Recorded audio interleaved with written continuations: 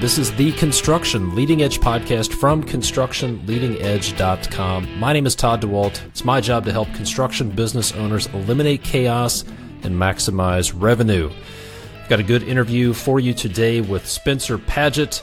He is a longtime home builder. He's done land development, home building, remodeling, flipped houses, lots of things. He's doing some interesting work now. Here's what you're going to get out of this conversation that I had with my new friend Spencer. You're going to learn what did he do when his banker called him one Friday afternoon and said he needed to deposit $1 million by Monday. You're also going to learn about how a Snickers bar cost him $40,000. You'll also get some tips for dealing with architects. You'll find out what did Spencer do as a home builder to survive the recession after 2008.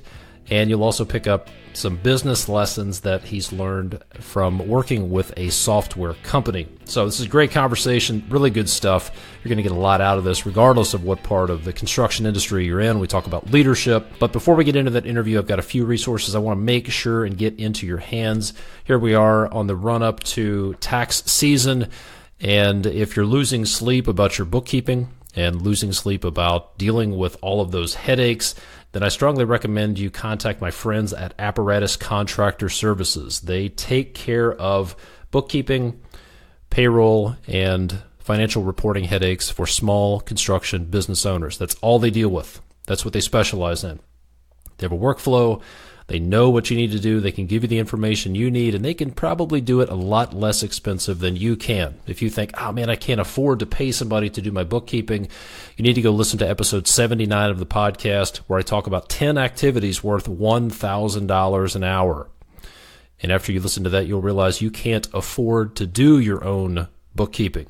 So go to constructionleadingedge.com/headache if you want to find out more and be in contact with the folks from Apparatus Contractor Services. Also, if you want to set up a free strategy call with me, if you own a construction business, I would love to chat with you and talk about what your roadblocks are, what's your vision, help you work through some of the obstacles you're dealing with and get clarity on what you need to do next. And I can point you to a bunch of the free resources that I have. I'd love to get on the phone with you to schedule your free strategy call. All you have to do is go to constructionleadingedge.com/call.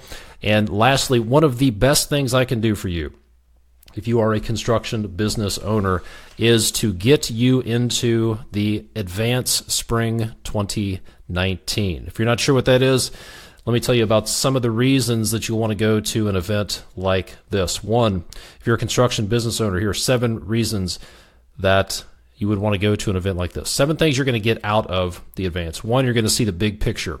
2, you're going to build relationships with other construction business owners because let's face it, it's pretty lonely sometimes as an entrepreneur. Number 3, you may find out some of the stuff you didn't know that you don't know. And that's the stuff that causes you problems. Number 4, you're going to find out how other people are solving the same problems that you're facing, or maybe find out how they have already solved it so you don't have to reinvent the wheel. Number 5, you're going to get clarity on the real root causes of the problems you're dealing with. You're going to get some strategies to put to work to solve those. You're going to walk out of there, number 6, inspired and recharged and ready to get after it. And then number 7, you will have the focused energy so you can take action and get results. So if you want to find out more about that, I would love to see you at the Spring Advance in Fort Myers, Florida. It's a 2-day event for construction business owners. It's April 12th and 13th. You can get all the details and grab your spot before it's gone at constructionbusinessaccelerator.com/advance. Now, without further ado, let's get to my interview with Spencer Padgett. Spencer, welcome to the podcast. How are you today? Great, Todd. Thanks for having me. You bet. So we've known each other for a few months, and I've been looking forward to having you on the podcast. So you've spent a lot of your career as a home builder. So just give us your story, and then we're going to work our way forward into some of the interesting things. Well, work our way back into your military background, and then work our way forward into what you're up to now, which is pretty interesting. But let's just start here. How did you get into the home building business, and then tell us your story as a home builder? Yeah, it's an interesting story for sure. My wife keeps telling me that I need to to write a book or make a movie about it, because it's got some ups and downs for sure and some twists and turns. But see, I started. I live in Maryland right now. I started here in Maryland at the Naval Academy and jumped out of the Naval Academy. I was an officer in the Marine Corps for about 7 years. When I was in the Marine Corps towards the end, I was stationed at the Marine Barracks in Washington, D.C., and I had a little bit of extra time on my hands. So I would go up to Baltimore, the Baltimore area, and start buying properties one or two at a time. And I had a team that would remodel them. And I found that I was making more money on the side remodeling property than I was actually making in the Marine Corps. And I'd been in the Marine Corps long enough to go out into the real world and have the fun that young Marines have, and realized that it was probably not something that I wanted to continue to do as I was having my first couple of kids. And so I decided to jump out of the Marine Corps and actually continued with the remodeling business. And that led to land development, and land development led to a bunch of lots that I had. And I felt like, if I put a little bit of water on those lots, I'd be able to grow some houses. And that housing led to production building led to custom building, and then I got into some commercial and multifamily, and ended up, I've developed over 2,000 acres of residential land in the Maryland area, and I've built over 80 custom homes between both the Mid-Atlantic and the Midwest, where I started getting involved in a company out in Chicago. I met a group of architects through one of my customers who wanted to build a 30,000 square foot house in Maryland, and I'd never done that. Didn't even know where to start. And this group of architects in Chicago designed houses like that. And through a conversation with them and several trips back and forth, I ended up being the chief operating officer for that company. They had the design side, I had the construction side, and they were operating at a really, really high level. And so I was able to expand out into the Midwest a bit, and took some of the processes on the construction side that I had been developing here in Maryland and applied it to their business out there, and ended up doing tens of millions of dollars a year worth of custom homes and construction. And that stopped when I was offered a position at CoConstruct back in August of 2018, just about 6 months ago, I guess.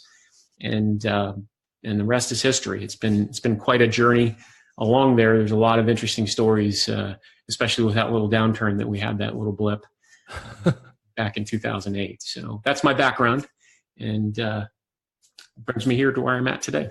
Yeah, little blip back in 2008. I remember. Yeah, I think I remember that. Yeah, it's on a graph a little bit. You can see it. just a slight little dip, definitely. Yeah. So I want to talk about some of the most expensive lessons that you learned. But before we get into that, one of the biggest challenges that builders deal with, and commercial contractors, is this divide between construction and design, and dealing with architects, I guess, is what it comes down to. So what are some tips? Maybe not, well, if somebody said to you, Spencer, I can't get through to my architect. They don't see it. They don't get it. They're a madman. They walk around the job site with their funny glasses and their fancy shoes. Yep. And they talk crazy talk in the meetings. Maybe they bring their funny little dog to the project. Yeah. All of the above, right? Kind of stereotyping here. So for any of you architects, I apologize, but I'm just throwing all the stereotypes out. Right. Once you get past the offensive stereotypes, what advice would you give to a contractor to help them better relate to and work with a design professional? Yeah, I've worked with a bunch of different architects, and I had the real advantage of being part of the company in Chicago, where it was really an architect-led design build firm. And the founder of the company he's one of the most award-winning architects in the Midwest, had a team of architects that really gave me some good insight into the relationship that is a healthy relationship between a builder and an architect. And here's I guess the basic tenet of that relationship is that just like we as builders and remodelers don't want to be embarrassed in front of our clients, they don't want to be embarrassed in front of their clients. They don't want a builder to come up and say, I have no idea what this architect is talking about. It can't be built. The relationship, the successful builder and architect relationship is one that is collaborative. And even though that's difficult sometimes because of the personalities you talked about, it's really the one that's going to be successful. No one wins when a client fires an architect in the middle of a project. No one wins when an architect badmouths the builder who's trying to build that spectacular structure. So that's the best piece of advice from the experience I had working directly with architects, is that, they're just trying to earn their paycheck. And I think a little bit of preventative conversation up front, saying, this is my lane, this is your lane. I think it'd be really helpful if you guided me in the areas where you think that, you have a special touch on a project that you want me to make real in the field. Give me some guidance on that, and I'll ask you questions, maybe a phone call instead of a public email or communication that the client can see. It's just don't embarrass each other is the best advice I can say. Yeah, I agree. I think it's best to develop some relationship on the front end, develop some trust, maybe even go first, maybe offer something of value to the architect and build some political capital, invest some political capital, knowing that at some point there will be a contentious situation, and it would be in your best interest to have the architect behind you and not throwing stones at you. So I'm a big root cause guy.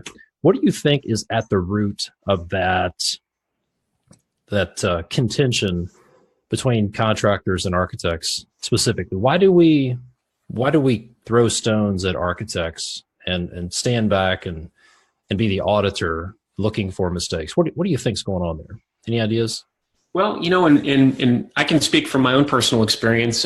When I had a client's trust and confidence, I wanted to protect them from everything. I wanted to protect them from the things that could go wrong from the county and the permitting stages. I wanted to protect them from things that could be things that could happen on their site that might cost them more money. I wanted to show them that I was a professional, and I think that translates to a lot of folks that might be listening. When you have a customer who has entrusted you with their project, their house, they're going to give you hundreds of thousands of dollars.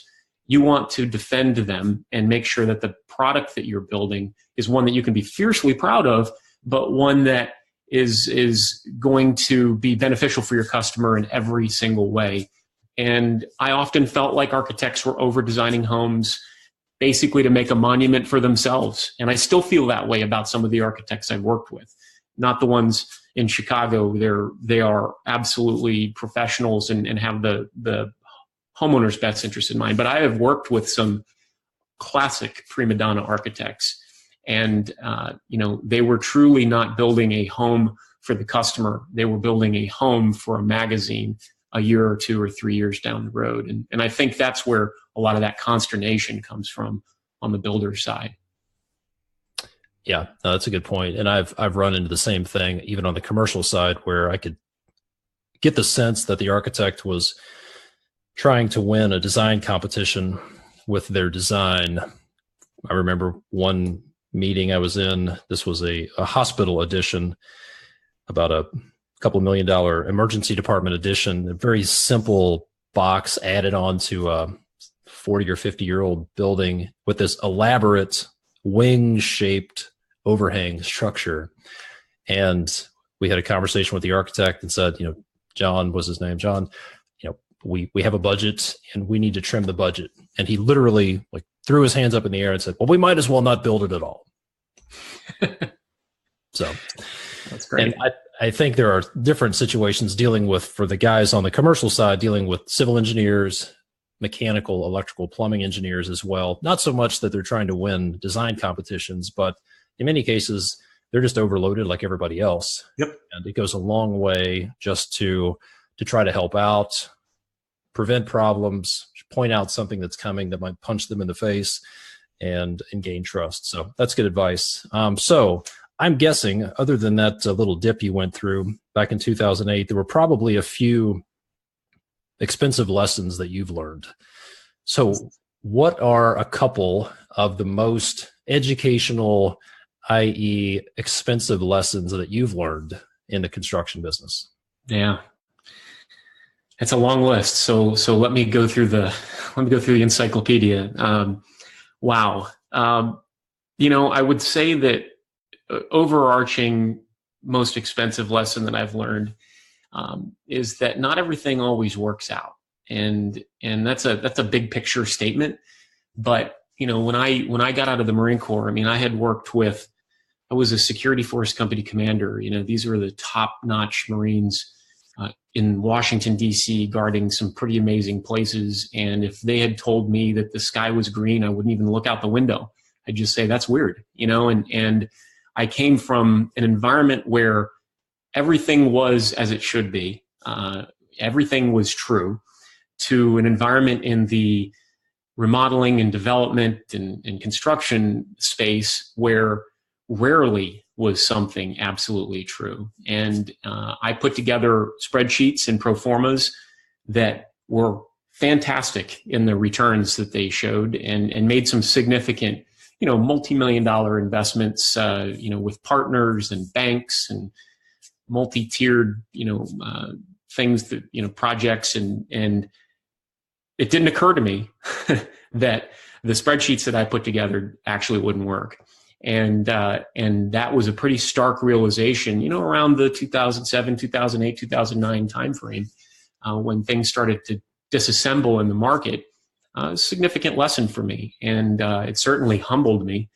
And it certainly shaped the lens through which I look at risk, and I look at business process, and I look at businesses and how they manage currently. It certainly is a deep well of information that I try to bring to our customers right now in how they manage their companies. But that was a really life-altering lesson, I would say, from a broad perspective.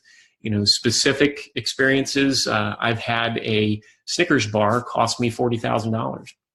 That was a heck of a price. All right, I'll bite. How did the Snickers bar cost you $40,000? So I had a custom home that I was building on the water in Annapolis, and it was a cost plus project. Client was great at paying. Was giving them receipts. I had 3-ring binders every draw request, and they would just breeze through it and stroke a check. It was fantastic. A couple $1 million worth of project goes by. We get to the very last draw request. Very end of the project, they're moved in, they're happy. It's about $40,000 in payments left. And he opens up the 3-ring binder, and there's a Home Depot receipt right on the top, and it says Snickers Bar, and it was like $1.29. And he wasn't horrible about it, but he said, how many of these Snickers bars have I paid for over the course of this project? And I said, wow. I've given you thousands of pieces of paper, and I've checked almost all of them, but I certainly missed that. And it was just because I was overwhelmed and super busy, and my process wasn't nailed down as tight as it could have been. Just missed it. It was a superintendent who was hungry. More power to him. I'm okay with that, just as long as I know about it and I can strike it from the receipt. That didn't happen on that one. And so he took the effort to go through all of the receipts and find out anything that he had a disagreement with, which there really wasn't much. But what happened was there's so much time passed that that $40,000 just kind of got pushed and pushed and pushed. And then in the course of him being a great customer, and in one regard, he gave me another couple leads, which led to a few $1 million more in homes. And that one precise mistake in one specific time ended up delaying that $40,000 to the point where I just didn't feel like I could collect it at a certain spot. So that was an expensive mistake, and that was a manual process that was a very expensive chocolate bar. Yeah. So it wasn't the $1.29 charge, right? And it's unlikely that there were $10,000 worth of candy bar charges on there. Right. So is it fair to say that, this is me speculating, but did that chocolate bar make him lose some trust? or was it something else that caused the problem? I take it as face value, and I think that it caused him to lose some trust. My wife will say that he never intended on paying me that last $40,000, but I am an optimist at heart, even through the ups and downs of the market, and having been yelled at by so many clients in the past for so many ridiculous small things. I still believe in the good in people, and so I don't believe that he didn't intend on paying me. I think he lost trust, and to a certain extent, I guess I punished myself by not collecting it because I knew I'd screwed up. I don't know if I needed to punish myself to 40 grand for Snickers Bar, but that would make you kind of a masochist, I think. Yeah. Yeah. That Snickers Bar wasn't satisfying. Let's put that way. I just thought of that too. I've never said that before. That's not a line that I use. That's a good one. That's a good one. I am going to use it now. I don't think you would be a good sponsor or a good advocate for Snickers. I don't think they want to hear that story. No, that will not be on the Super Bowl. I still eat them. Yeah. And I agree. I think when I talk to people who are having trouble with a client, what I'm hearing when they're picking apart their invoices and second guessing them, what I'm hearing are the symptoms of a lack of trust. Yeah. And the answer is to go restore that trust. So that is an unfortunate cautionary tale of the $40,000 Snickers. So I appreciate that. What did you do to get through 2008? How long did that take you to get through it? What did you do to keep things going, if you don't mind me asking? Yeah. So, what did I do to get through it? Well, I would say I'm still getting through it. I don't know of anybody that was heavily invested in that time that didn't lose a significant portion or all of their net worth. I had a bank call me up at 5:00 on a Friday afternoon, because that's when banks call, or lawyers, and say, "Hey, Spencer, we got some regulators in here, and your loan for this one piece of land is out of whack. The ratios need to be brought in line. So we need you," and this is the president of the bank, mind you, "we need you to bring in and deposit $1 million by next Friday." And my mind was going nuts, right? Like, I'm a Naval Academy goody captain in the Marine Corps, always done the right thing. I take the trash out every Monday night, and recycling goes every Tuesday, right? So my mind is spinning. I'm like, what can I do? How can I make this work? What checks can I collect? Does my American Express really have an unlimited, credit limit? Can I charge it? Will they swipe it at the teller? And my mind was spinning, and I was thinking it's all over. And I just said no. And I just told the president of the bank, that was the only thing I could think of. I said, "No, I don't have that." And you know what his response was? He goes, "Well, okay, we had to ask, have a good weekend." And I was like, so, that, I don't know whether that was an expensive lesson, but I will tell you that was a lesson, because I never looked at a conversation with a banker the same ever again. It was never I always felt more of a peer with bankers after that conversation, because I realized that old saying where if you owe the bank 10 grand, you've got a problem. If you owe the bank $10 million, they've got a problem. Well, in that particular case, that bank had a problem, and there was nothing they could do about it. And that was somewhat empowering. But going back to your original question, how did we as a company get through? And I've explained at the very beginning that we've done a whole bunch of different things, and how we did that was basically by necessity. As the markets started to dry up, as the land development efforts started to really tank, just asking questions and talking with the smartest people that I knew in my area and in my circle, I came across a private equity company that was on the other end of the land transactions that I was having to deal with those banks. They were buying land for 17, 25 cents on the dollar, but they were a bunch of smart dudes with a lot of money. They weren't executors. And so I said, you know what, I'm going to flip this thing on its end. I went in and I sat down with them and I said, I can do your pro formas. I can do your investigation. I can tell you, what the land position is in terms of permitting and all the different things that they might not know about. And then I can put together the site development package. I can do all that work for you. we can design a product, we could put the sales team in place, we could build the product and sell you out, just get it done. And so that's what we did. We took several projects. We did an active adult project in Maryland. We had a very large project in Western Maryland. I looked at projects for this private equity firm across the country. And essentially how we worked our way through that horrible time was just hooking our wagon to provide services to a private equity firm that needed an executor. Interesting. It's a great strategy. Yeah.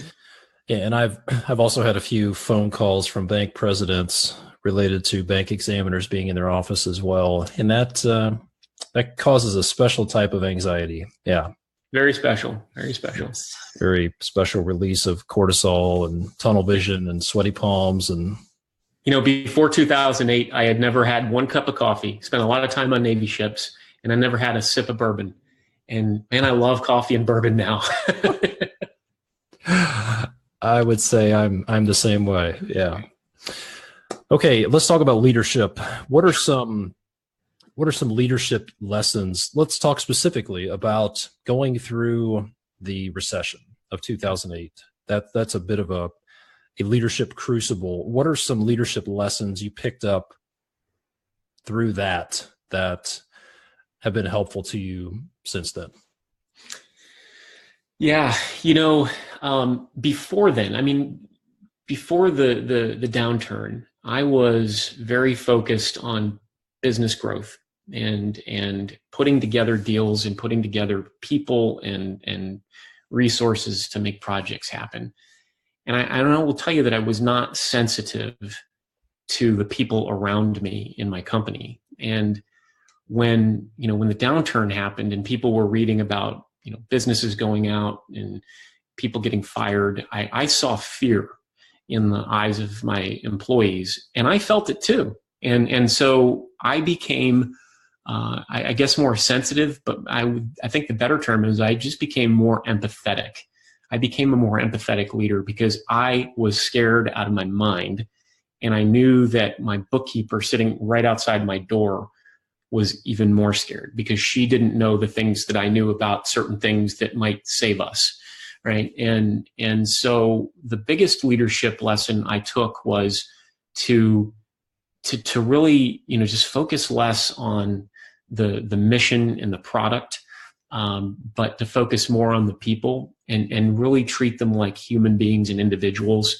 I really discovered that this business is made up of individuals, and they all have different backgrounds and their different experiences. And I had an employee who didn't even tell me that their wife had cancer. And so I'm worried about pumping out a foundation, and this guy is worried about his wife dying. And it was heartbreaking for me to realize that people were trying to insulate me from that kind of information. And that I wasn't sensitive enough to pick up on it. So I think that the downturn, not only did it have a big impact on my outlook from a business perspective, but it also made me a much more empathetic person. I feel for people much more than I did before then. Yeah. I know there are some people listening to this podcast that are in their own downturn, not necessarily a macroeconomic downturn, but they're struggling with cash flow issues. The business has retracted. Things are not going the way that they want. What would you say to them? What's some advice, whether it's a different way of looking at things, or generally, what advice would you share with someone who's going through their own economic downturn? Yeah, there's so much. I would say if someone truly is going through that situation, I would love for them to look me up and feel free to just call me. Number one, that's an offer that stands 7 days a week because, I've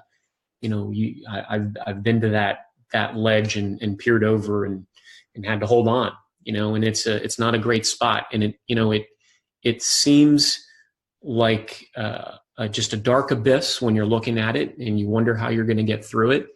But, one foot in front of the other, that is just some cheese ball advice, but I will tell you, you just can't stop. You've got to keep going. and take a good solid look at what you might be able to do to improve your situation. Figure out the one or two things that you think may be contributing to why you're there, and try to come up with a solution for that.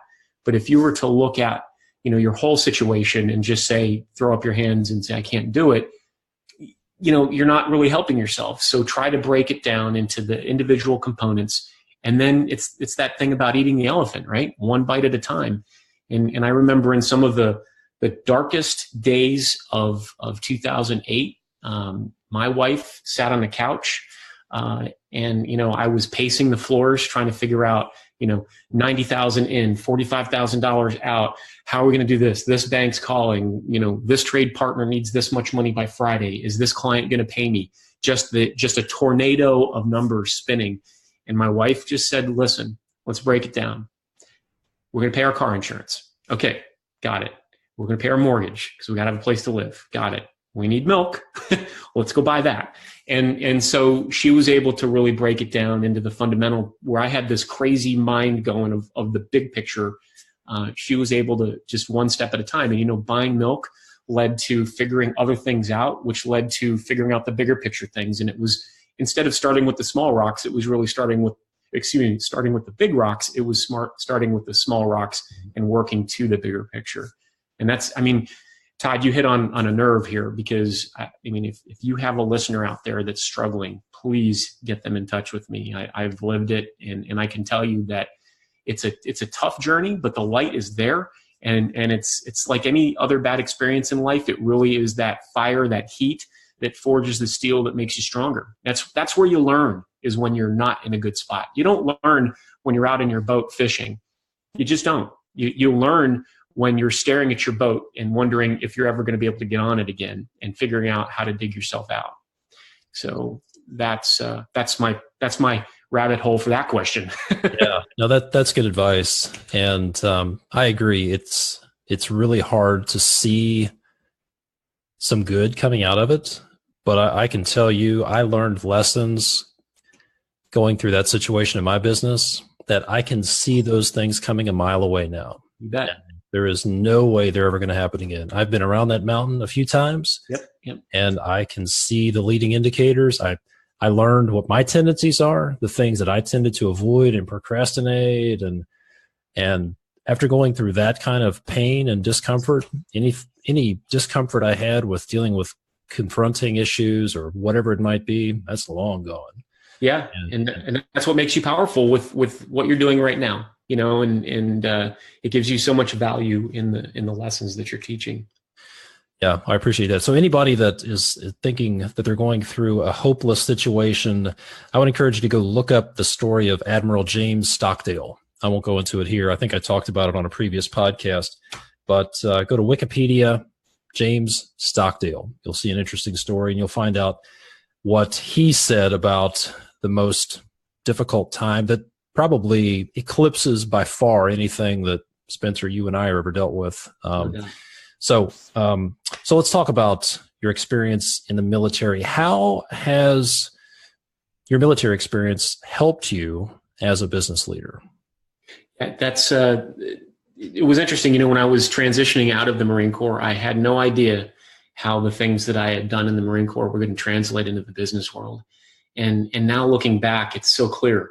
And the word that I would say that I took that sums it up is a very popular word now, but it wasn't back in the day, and it's called grit. It was my experience in the Marine Corps, cold, miserable, in some pretty bad places and some pretty bad experiences, led me to understand that, like what I just said, one foot in front of the other gets you out of that thing that you're in. And that is what I guess people call grit. And I think contractors, builders in general have grit. They look at problems and they solve problems. They deal with crazy chaos every day and figure out a way to muddle through it sometimes, and the way to just pierce it other times really effectively. And I think that that was the number one thing I would say I took from the Marine Corps is grit. The other thing is perspective. And that helped me get through that downturn was, there's some pretty bad stuff happening around. There's a storm going on, but if you can be calm in your mind and navigate your way through it, it's not that bad. And Admiral Stockdale, another Naval Academy guy I've read plenty about, he had that perspective, having gone through those horrible nights and years at the Hanoi Hilton and being tortured. He really had perspective when he came out of that. And that perspective that I gained in my experiences in the Marine Corps has also helped me deal with clients.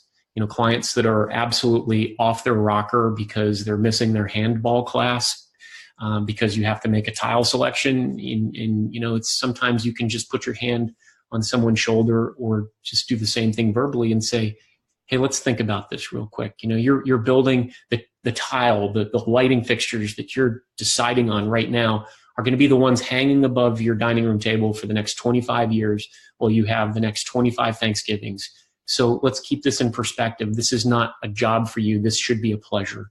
And trying to turn those torturous situations with customers into wins for them just by helping them realize the perspective that they should be having, because it should be fun for them to be doing these projects. And sometimes they get so muddled in the details that it becomes not fun. So those are a couple of things that I think I took from the Marine Corps. Yeah, good advice. Good advice. You know how to do pull-ups too. I'm pretty good at pull-ups. I don't know how that makes me a better builder unless I'm checking a beam or something like that. But that's probably it. Lots of running too, I suppose. No, a lot of that. Of that. Running the Marine Corps Marathon this year. So all right. Hope I make it. So you work with a lot of builders. You've been a builder. I'm always curious to ask folks, what are some of the biggest mistakes, the consistent mistakes that you see builders making? Yeah, well, I think that there's so many challenges that builders and remodelers face, and I don't think it's necessarily that they're doing anything wrong. I just think that sometimes there are so many unknown risks, the risks that you just can't predict. What's going to happen when my guy drives my dump truck to Home Depot? Well, 3:00 on a Thursday afternoon, I didn't know that he was going to drive over a fire hydrant in the parking lot. Those are the kind of things that you don't know about, right?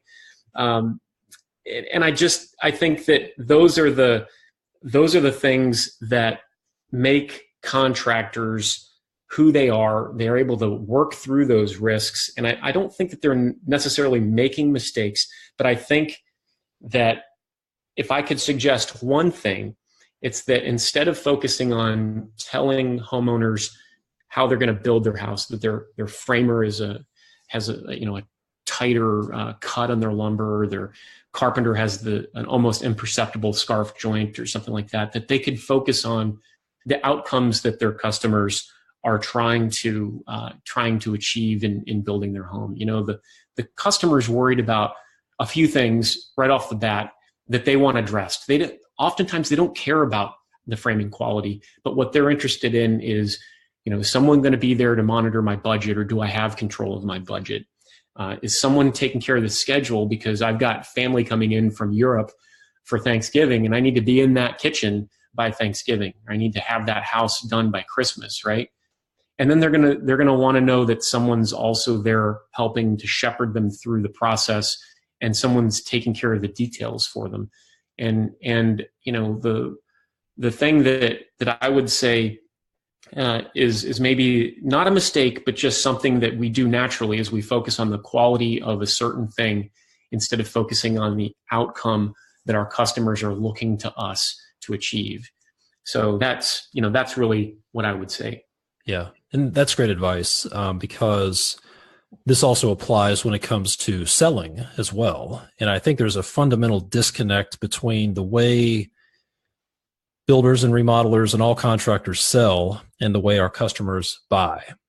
We are selling based on cost and quality and sticks and bricks and the history of our company and how deep our track hose dig and things like that. And our customers, for the most part, don't really care about that. They're buying value. They're buying a result. They're buying something that will make their life different, so they can have that Thanksgiving dinner with their family. They're a business owner. They have the opportunity to create something that's going to generate wealth for them. And everything that we as builders do is a means to an end. And we get so focused on the how and talk about, how tight the scarf joint is and, what flavor, whatever we use on our projects. And when we start talking more about the results, then we'll connect better with them and we'll probably sell more. And the other part of the result that our customers are buying is the experience, right? What I've found is most builders and remodelers and contractors are all about finished product, like, burn things to the ground. We will roll over whoever we have to, as long as we deliver this thing on time, on budget, within spec. And our customers are buying an experience. Yeah. They don't want to be at the edge of burnout and have anxiety attacks and at the edge of divorce when they move into their house because it's been such a nightmare project. Yeah, that's good. True. All right. So you're doing something a little different now. And you mentioned that you transitioned from being a home builder and now you're working with CoConstruct. So why did you make the transition from the construction, being on the building side, into a software company? That's a really important question for me personally, and I think that it's a great question. Thank you for asking. So, when I was the COO for the company in Chicago, I had a group of friends that were builders in different parts of the country that I had met at builder shows and different events. And we always kept in touch and we always shared experiences and talked about customers and contracts and things like that. And I really enjoyed that interaction. It was really important to me. And then I was able to go to this event called CoCon, which CoConstruct is the software that I was using as a builder. So I went to an event and there were about 150 other builders there. And I got up on stage just because the owner had asked me to get, the CEO, Donnie Wyatt of CoConstruct, asked me to get on stage and just talk about my experiences. And I had a conversation very similar to the one we just had about the downturn and that dark and the light at the end of the tunnel and all those kind of things. And I had so many people come up to me afterwards and say, man, I lay awake at night thinking about that kind of stuff. And it is really nice to know that you can go through that and come out ahead.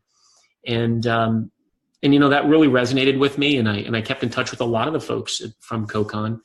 And then last year at the builder show, Donnie White approached me and said, hey, I'd really like to add a builder to my staff here at CoConstruct. I've been using the software for a little over 10 years and grown a couple businesses using the processes built around it. And I said no. So, and then he said, why not? And I said, well, I'm building houses. And he goes, well, stop building houses. And I said, okay, well, let's consider it. And so, long story short, a few months later, I hung up my boots. And my wife is still working for the company in Chicago. She does all their bidding and purchasing. And I hightailed it down to Charlottesville, Virginia, and started working with CoConstruct. And I'm what's called the builder in residence, which just means, I don't know. I mean, it sounds like I should have glasses and like patches on the elbows of my corduroy jacket, right? But what I really do is make sure that the software that CoConstruct is building is pertinent in the real world, and that the real world things that are happening in the new means and methods that are being developed every day in the construction world are getting translated effectively back to the software developers and the folks who actually teach everyone how to use the software. So, that was my initial role. And then it kind of blossomed into this thing where builders would call up and maybe a coach or someone on staff wouldn't understand what they were talking about. And I'd get on the phone and then they'd say, hey, would you come out to my office? And because I got all this work and I need help. I need to figure out how to get my business processes down. I was like, yeah, I've done this before. I built a company that, 14 million, it'll do over 30 million this year. I mean, we built it, made some processes really sing. So we started getting into doing some consulting with some of our customers. And that has been a real passion of mine since I joined up. It's been really rewarding. I love going to meet with builders and just give them a different perspective on their business, because you don't often get that, right? You know that. Everyone thinks they're on an island, and in fact, there's a whole group of folks out there that are willing to help and give you perspective. So that's where I'm at now. I'm at CoConstruct. Yeah, what a cool opportunity. I want to talk a little bit about the crossover from the technology business to construction, but I want to go back to one thing. You mentioned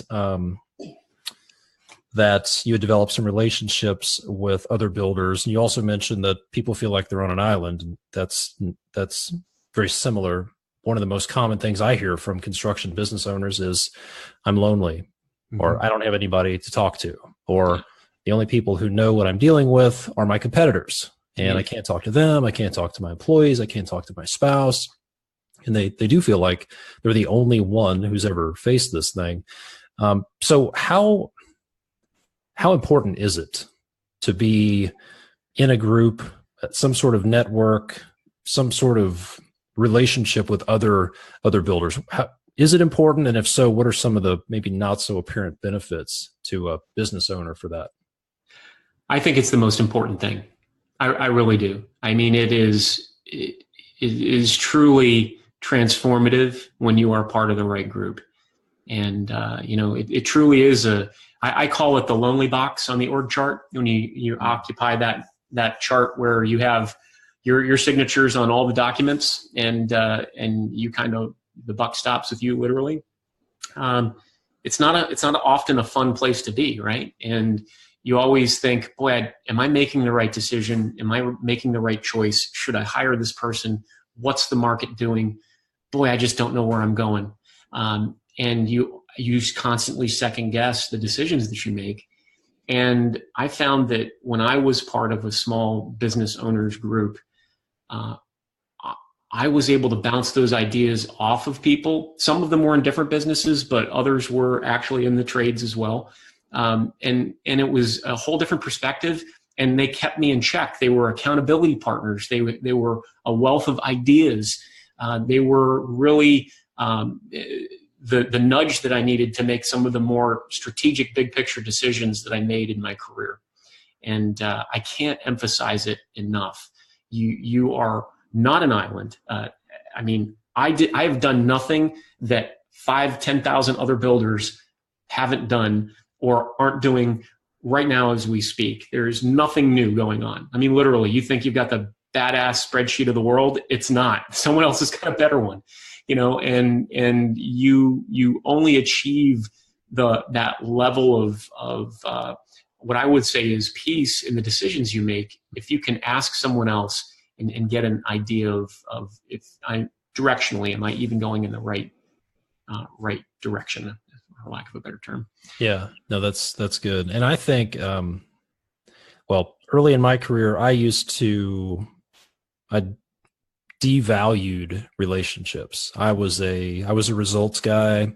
Mm-hmm. I don't know that I ever came out and said this, but I was, I'm not here to make friends. I'm here to build stuff, grow a business, etc. Preach. And then I worked with a guy back in 2010. He was actually on the podcast. His name's Greg Lazinski, and he taught me a valuable lesson.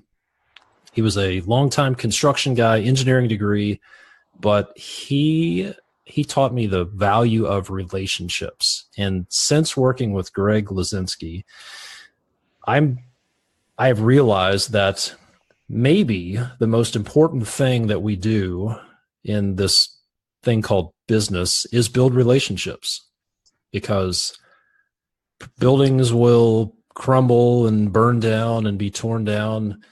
Money will get spent, but maybe the most valuable thing we can get out of this thing is relationships. And people that are doing it alone are really missing out. And I wish I had figured this out 20 years sooner. I agree with you. I can't agree enough. And I actually had a small mastermind meeting back in October of 2018 and had 6 or 7 business owners together. And I thought, we're going to get together, we're going to do training. And I thought, it's going to be good to get people together. And the content was good. People walked out of there with some good strategies. But I think the most valuable part of that was for those people to sit in the room and hear other people, one, share that they're having challenges. Mm-hmm. And then two, to hear that their challenges are very similar to their own.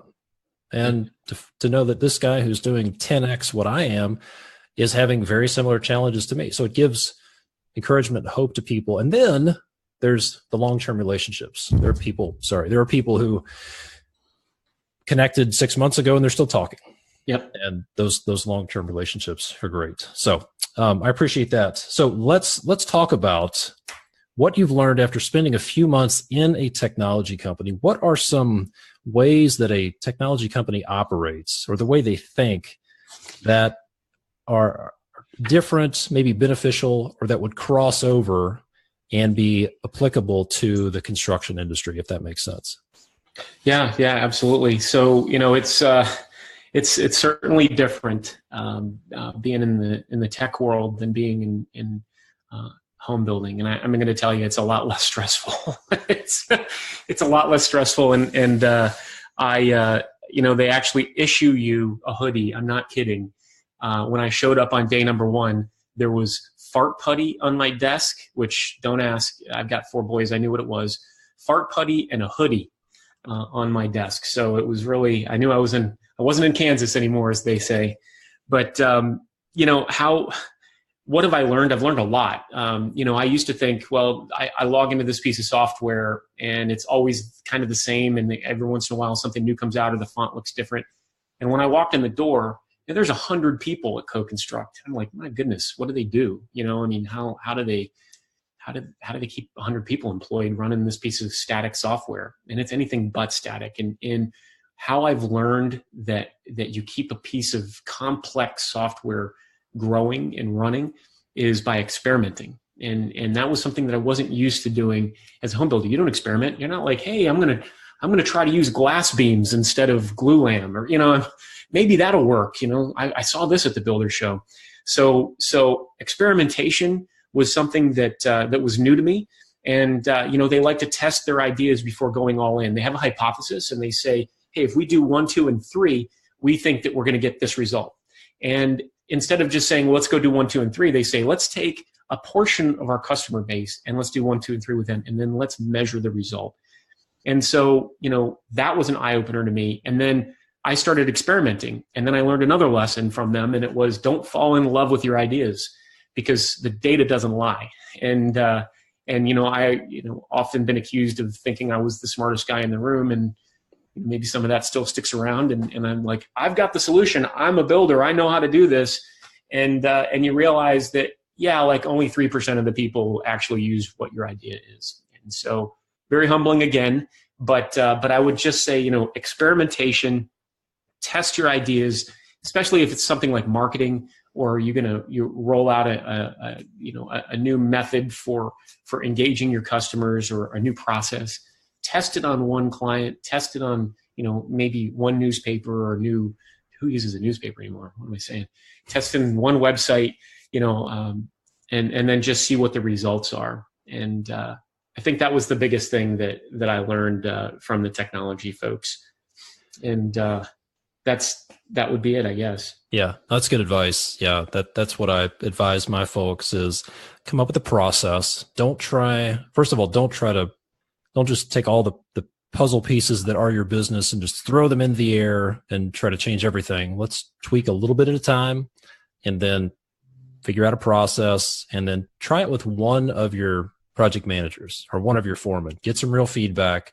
Yeah. Again, if anybody's guilty of thinking they have the greatest ideas, it's me.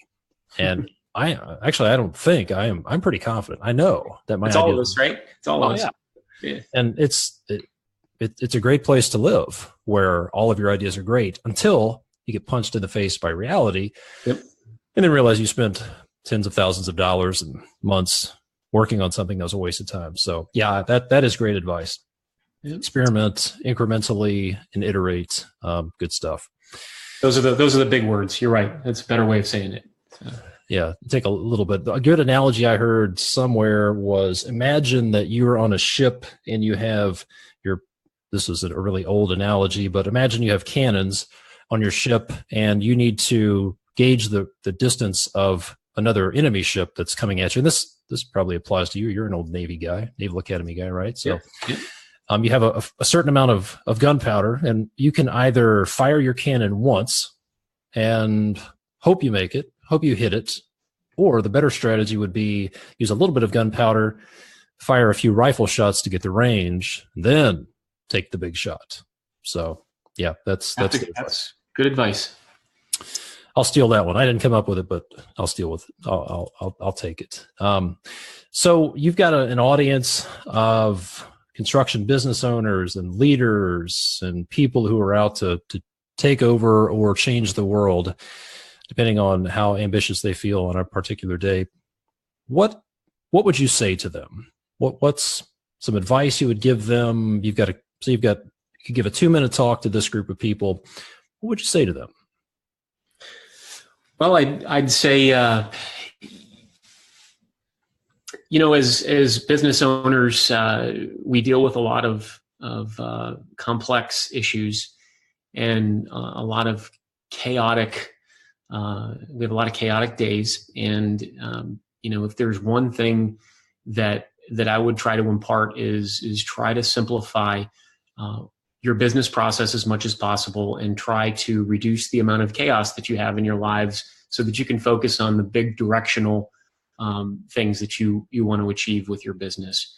You have to, as the adage says, get out of your business so you can, work on your business, not work in your business. And, that's something that really resonated with me in coming to CoConstruct because I witnessed it, I lived it.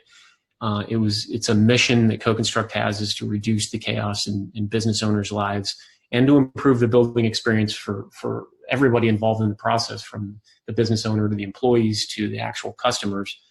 And, we do that through allowing business owners to create processes that enable everything they do to be a little bit easier and a little bit more organized.